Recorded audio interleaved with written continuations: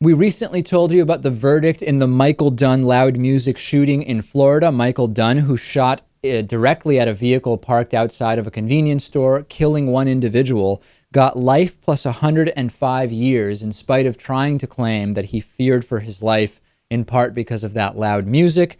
We got not even close to such reasonable results in Georgia. You might remember about this case from back when it happened. Philip Sailors shot a Hispanic man who turned around in his driveway. His GPS had brought him to the wrong driveway or the wrong street.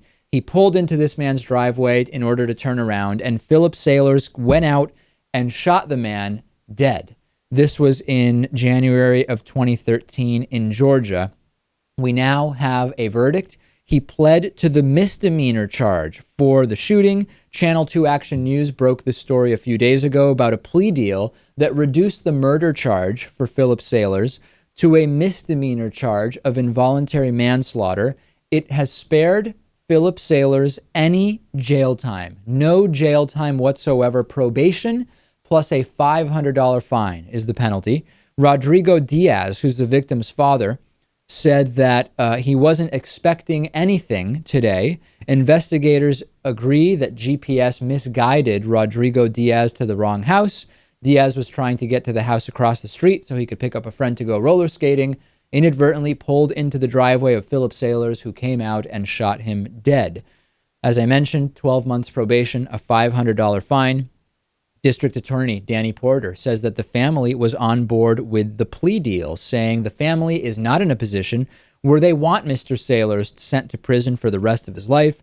They're in a position where it is most important to them that the public understand that Mr. Diaz, who was driving the car, was not committing any crime. His eldest son agreed, the older brother of the victim, the son of the father. There is no point for him to be in lifetime in prison. What we get from that, nothing. It's shocking to me, Lewis, that everything about this is shocking to me. I understand the idea of why would you punish someone when the punishment is not going to bring back your family member. But at the same time, this is such an insane crime. Someone turns around in your driveway, you go outside and shoot them, and now they get probation and a $500 fine. Yes, I think the idea here is to lock this guy away to make sure that he doesn't do this again. And it sounds like he very well could. Is he losing his gun privileges? It doesn't appear that way. I mean, it all is just insane to me. Yeah, and I can't put myself, I can't even wrap my head around this family being okay with this. They sound like saints to me. They sound like the nicest people on the planet. And but, I don't fault them. If this is what they want, that's fine. But it's also surprising that the prosecutors would agree to probation and a $500 fine for killing a random dude who turned around in your driveway. Right. That's even more puzzling.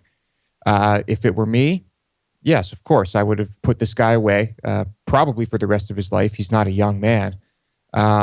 Because I don't want him shooting people for no reason.